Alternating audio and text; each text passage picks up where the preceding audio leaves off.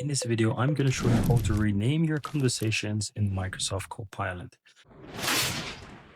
To do that, you can do it two ways. One, you can go ahead and look to the lower part of your screen. Once you have Copilot open, you'll find Keep Talking to Copilot. These are your conversations, or let's say it pulls your recent conversations that you have.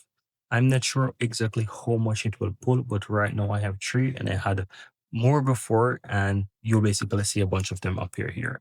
But to change the conversation name or rename it, you can click the three dots here, and here you have rename, and you can change the name to whatever you want, right?